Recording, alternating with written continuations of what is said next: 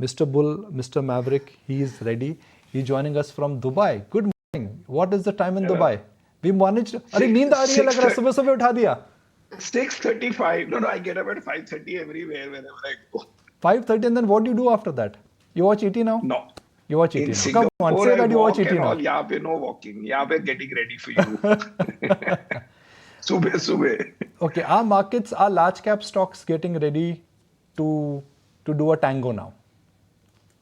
Yes, and that we've been saying for long, simply because if you look at the performance of mid-cap stocks, say from 2000, I did on Bloomberg a few days ago, 2000 to 2019, let's say, before this COVID and all, then there was not a very big difference between the mid-cap index and the large cap index or the small cap, mid-cap I did. And then suddenly from 2020, if you start from March, the difference is something like 25% per annum over 2 years. So these things, we know broadly that all their life, these things in the end revert to somewhat similar. The mid cap is, I think, about 0.5 to 1% higher in normal long duration. So this is obviously extreme. And we know broadly that the big stocks, some of them which have been doing well otherwise. For example, if you look at the large stocks, there's the consumer guys, the levers and all those types. Then there's the IT guys, and then there's the financial guys. So broadly, we believe that the financial guys have actually been delivering and they have not gone up. So they shall outperform is what we hope and pray and position ourselves for. We were looking at the positioning of the market, Samir, and the positioning of the market in the month of November has been that it's been a global rising tide phenomenon from gold to Correct. Bitcoin, from emerging markets. So everything has gone higher, right? Yeah. Do you think now we are on the cusp of what could be called as the real outperformance? India outperformance? Actually, this year, India itself has not outperformed at all, actually, if you compare basically with the US. But over time, it has. And when we do that, every day we look at it and say, we look at overnight trends or overnight this thing from which market has done what. But over time, you can see that consistently India has outperformed. Not US in the last 5-10 years, but it has outperformed US also, but broadly in line. But over 20 and 25 years, it has outperformed everybody. And over 5, 10, and 15 years, it has outperformed everybody other than US. And US only a little bit, it has outperformed, I think. So broadly, what I mean to say by that is that day to day, it might look that all markets are going together, or even, say, if you look at November. But over time, India has done well, and there is no reason to say that outperformance will stop. In fact, it's more likely that the US outperformance will come down a little bit because they have had a very big 15-year bull run post 2008. Samir, hi, morning. Let's also get in a take then as to what you believe is going to be the outcome when it comes to individual pockets, in particular those PSUs that have really fired up hard and smart, in fact rallying the most for the PSU index since the year 2009. Do you think that the party is over here or there's still more to go?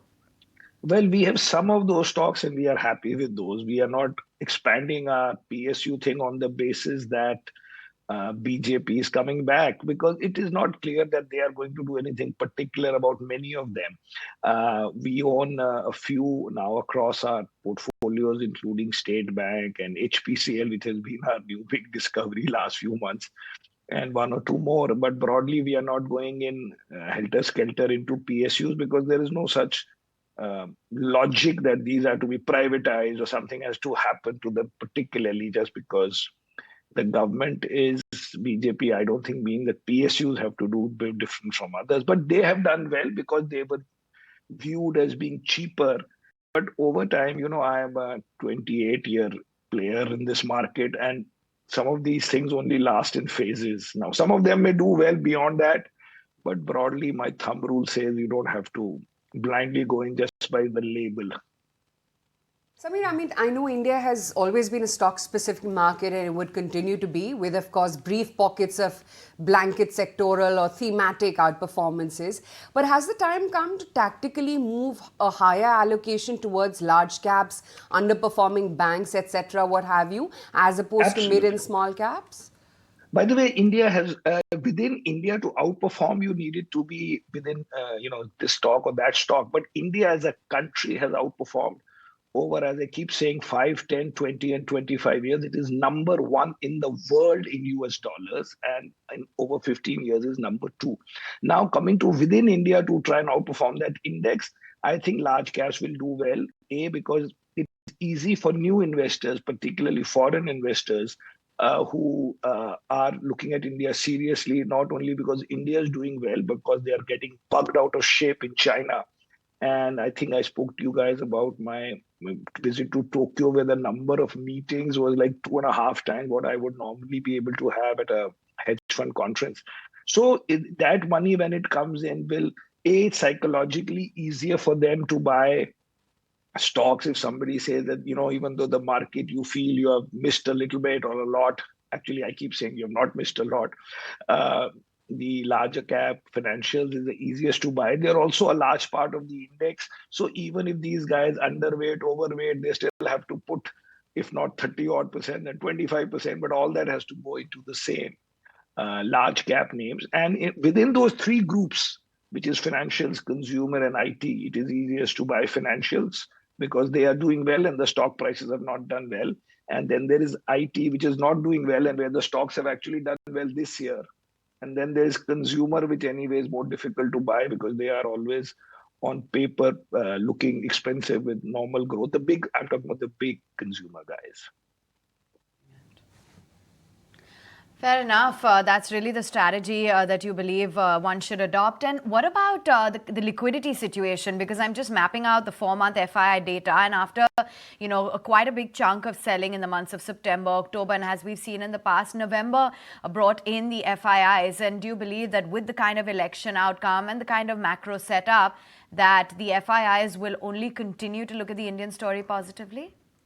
Well, they've always looked at it positively, except the last 1.5 years. So again, let me tell you, over the last 20 years, there have been only 4 calendar years where the FIs have been net sellers, and these were 2008, 11, 18, and 2020. And last year too, not 20. And even 21 was, second half was very bad, but overall was sort of still zero type of number. So they have sold for, say, they sold before this year for about 18 months, some $35, $38 billion, which is about 5% of what they held. And the market has gone up, so they have not really lost anything much significant in that selling also. So generally, everybody is a buyer every year. Now, the question is, will you be a disproportionate buyer? And I think they will be disproportionate in India because of the space created by them not going into China. China's weight is about 30% of emerging market index. India is about 15. And then you have Korea and Taiwan, which look very similar to China. So if somebody is not investing in China, they are not taking that money and buying Taiwanese stocks with it.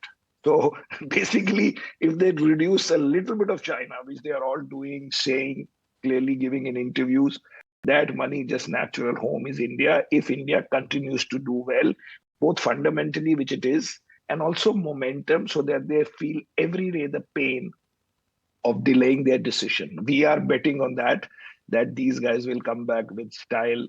But they've always been investors, except for these 4 years, and people only remember the last year, particularly to say that FII buying is something new. It is not new. It has always been around in a big way. Samir, I have simple data point here, and I'm sure you're aware of this data point. I'm just bringing this data point out for the benefit of our viewers. In last 4 election cycles, Samir bhai, markets have seen a run-up into the elections, which is that 6 months prior to the election, markets have run up. However, if you look at 6 months prior, there is no uniform data which can be established. So do you think this time it will be no different?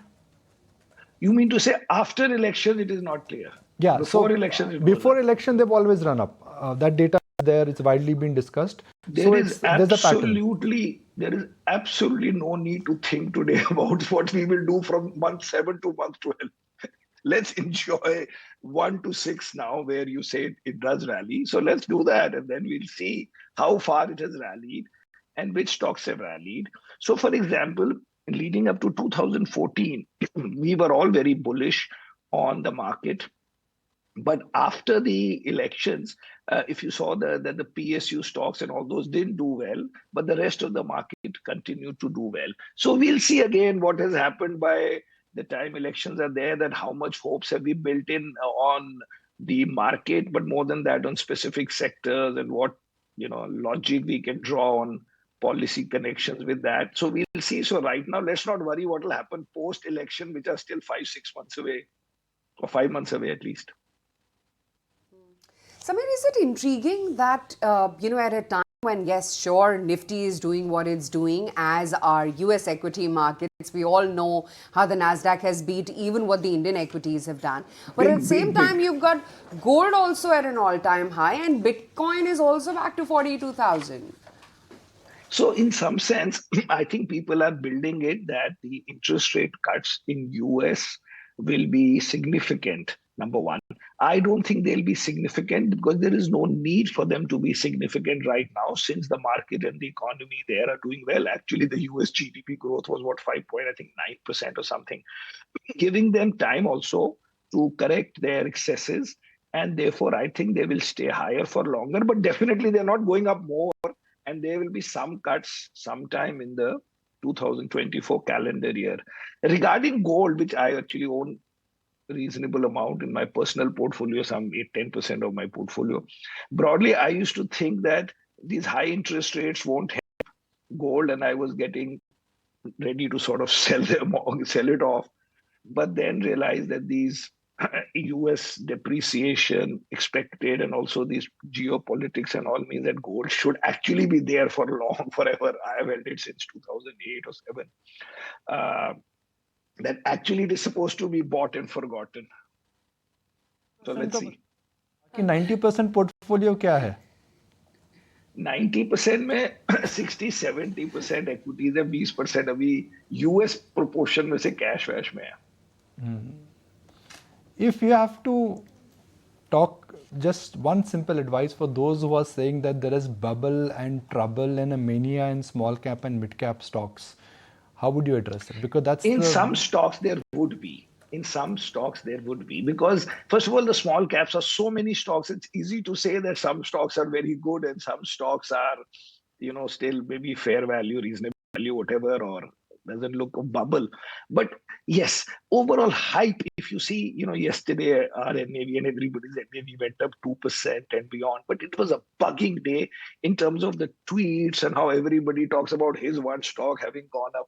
I want to see all these guys do it over 3-5 years, forget about 10 and 20 years. These things come and go so fast that every year a new guy's tweet will come saying how his 3 stocks have done well. It is a tough game. And therefore, in this kind of a market, or actually in all kinds of markets, you should be clear what you are buying. So how am I able to hold on to an HDFC or an ICICI which hasn't done anything for 2 years, while there's an HPCL which is up some 40% in a month? Is because you must know what you are doing. Every stock is not supposed to go up every day. Some stocks are there because they will over time outperform the index, but they will not outperform every day, but they will not perform by a big number, which is what we call high confidence in reasonable return. This is required because there'll be months when, for some unrelated reason, the market will be down 5-10% and the small caps will be down 20%, and you will panic out of your mind. If you don't believe this, see the number of people who started their journey 10 and 20 years ago in the markets or as fund managers, and see how many of them are the same. Maybe 10%. You don't want to be the 90%. Just be cool. And actually, the young guys should not be so excited that the market has gone up and is going up this year. They have not even started their journey. Even I feel sometimes that, oh God, I have 10% cash and I have 3% in one fund. Why did the market go up so much? And this I'm doing with a close sum of money. These fellows have to save for the rest of their lives, and they're getting excited that on the day one, the market will be up. Over time, the market is not giving up more than 15% annualized. You can do what you want. In the beginning, if it goes up, it will be taken away in the end. You want it to be slow and steady so that you can invest a higher proportion before this thing happens. Otherwise, if it goes up 30% this year, you can rest assured next year, that is the following year, it will be up less than 15. Just chill. Just enjoy the ride, which is for 5 years and 10 years and 20 years. And don't get so excited about tweeting one day's return of one stock that you may have bought in time. Absolutely, but that FOMO feeling, that's more real than one can have, No, one can FOMO feeling ever should be think. there. FOMO feeling should be there to invest for the long term. Because yes, because you will make more in equities than you will make wherever you kept your money. Wherever you've kept it, where you're feeling the FOMO, that feeling should be there. But what I'm saying is don't hope and pray that the whole market goes up in 6 months only before you've had invested a major proportion of your future income. You actually want the market to go up steadily, which actually it never does. So it's not that I'm saying that it ever does that. I'm just saying, just enjoy the whole ride rather than a day at a time. I guess just chill, just enjoy. That's the message then from Samir. I hope you're doing exactly the same when it comes to the stock markets and even in Dubai. But thank you so much, as always, for joining in and sharing with us your take. All right, that's the word coming in from Samir Arora. Time